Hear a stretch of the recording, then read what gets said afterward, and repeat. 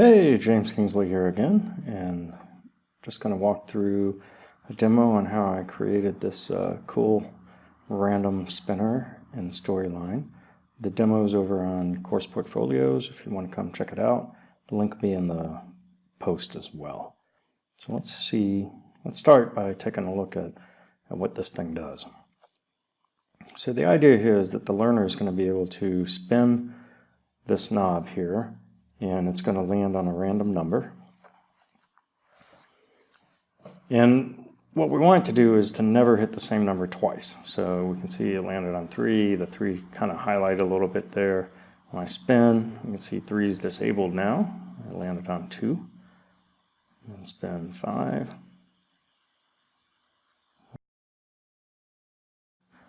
And then finally 1. So let me launch it again so we can see that that's going to happen in a different order next time. So what we had 3 the first time, I think. So now we're here 1, 3. So random order each time the learner comes through. And the states of these change to correspond with what's going on there. So let's take a look at how we set that up in Storyline first. I'll jump over here to Storyline, and I do have kind of a lot going on the timeline here. Again, I wasn't going for beauty.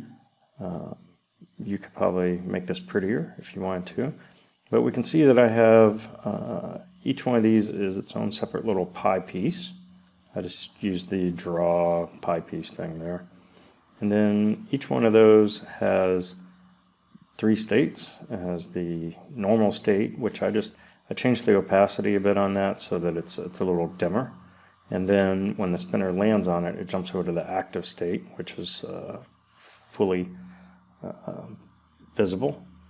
And then after it's been hit once and we spin again, then it changes to this disabled state. Now you notice I didn't use the default selected state. I have trouble sometimes when using triggers, getting it to go from selected to another state with triggers. So, well, I should say another built-in state. So in this case I use a custom state that I called active on there. Jumping back over to my timeline, you can see I have my spin button at the bottom. And that's going to run some JavaScript. We'll get to that in a second. And then I have a dial on there. So that's just one of those dials that I dropped in from the Storyline insert menu there, dial. And I've set the arc on it to go almost all the way around so that it'll land on the 5 on one end and the 1 on the other end. And we can see here that the start value is at 1. End value is 5, and we're going to step through one at a time there. And then, again, there's probably a cleaner way to do this, but I just threw some numbers on top of the pie pieces there. And then to keep the learner from actually interacting with the knob, because I don't want them to grab it and spin it, I just threw a circle on top there and set that to transparent so that they can't grab that. You could do the same thing with a hotspot, but a hotspot, when they mouse over it, turns into a hand. So I used an oval so it doesn't look like they can grab anything there. So now let's take a look at the variables that I have created in here. Dial 1, that's what Storyline created when I dropped the dial in there. So that's where we're going to keep track of the value. Actually, we're going to use that to set the value with our JavaScript there. And then for each pie piece, I have a selected and a visited variable, and those are set to true false for the type, and the default is false all the way through. And then I have a number of triggers here, and they're saying when the state, or change the state of the first pie piece to that active state when pie selected changes. So pie selected right now is false, so when that changes to true, then we want to flip this to the active state, because that's the currently selected pie piece.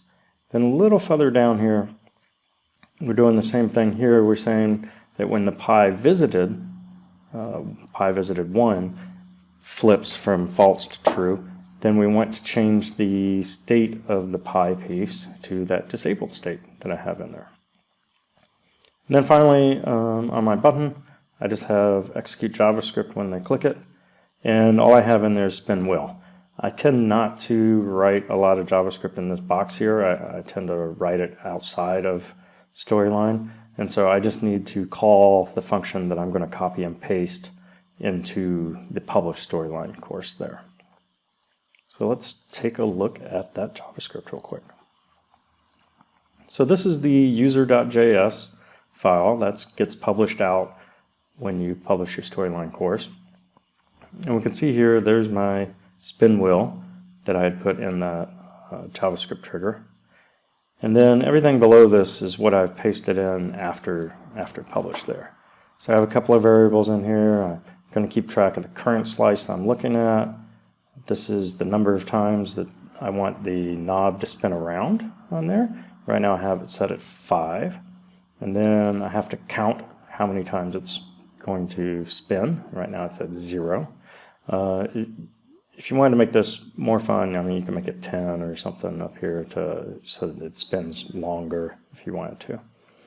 And then I have an array of my slice numbers. So I have 5 slices on there, so my array is just 1 through 5. If you had 10, you'd have 1 through 10 on there. And I'm putting them in an array so that we can remove the items, those numbers, from the array as we go through the code here each time we spin it. And then I have my target slice. That's what the piece of the pie that we're going to land on. And then I just have this variable first called spinning, and that's actually going to keep track of an interval a little further down on there. So that we have to keep track of the interval so that we can clear that when we're done. So let's take a look now. I only have 2 functions in here really. I have the get a slice and spin a wheel. And so get a slice just grabs this array I have up here of 1 through 5.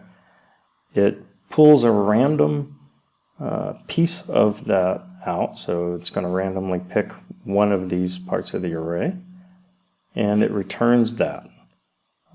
So down here, and when they click the spin wheel, first thing we do is we get the articulate player because we're going to need that. Then I take the previous slice that we had already landed on, and I set that one's visited state to true. So that's going to trigger it to go to that disabled state.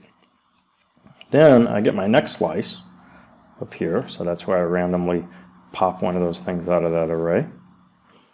And just in case we're at the last one, so we've done all 5, then I say, well, if there is no target slice, in other words, my function up here returned nothing, then just return. Get out of this function because there's nothing else to do. We're all done with all the parts of the array. Then I set this spinning variable, and I'm setting an interval there. And at the bottom of that, I'm saying every quarter of a second, basically. So I want everything inside of this function here to run every quarter of a second. So the first thing I do is I take the current slice, which was 0, and I add 1 to that, and I add 1 to my spin count as well. And I set the dial to the current slice. So that means that every quarter of a second, this is going to run, and it's going to set that dial value to 1, 2, 3, 4, 5, and then if it's at 5, then I go back to 0, so that the next time I loop through the code, it'll go back to 0 there. Then, if my spin count, in other words, the number of times that I've looped through here, is greater than or equal to my spin limit, remember this is back up here, so I have the spin limit is 5, that's the minimum number of times that I want the dial to spin. And there's my spin count. That's how many times it has spun. So if it's spun more than or equal to the limit, which is 5, and the current slice equals the target slice. So if it's spun 5 times and our target slice, our random number we pulled, happens to be 5, then all this is going to stop right away. If it hasn't spun, or if it doesn't land on 5 the first time, then it will keep spinning a 6th time, a 7th time, an 8th time, until it lands on the 5. So let's say the first time that we spun 5 times, it randomly lands on 3, so we need to spin again to get a 4, and again to get a 5. So once all these conditions are met there, then the first thing I do is I clear this interval. So I stop running this function every quarter of a second, and then I set the storyline variable of the target slice to true, and so that's going to trigger that to flip to the active state, and then I just reset all my stuff in there. So that's it. Check out the blog post, and you can see the code there, copy, paste, and play with it all you want. Thanks.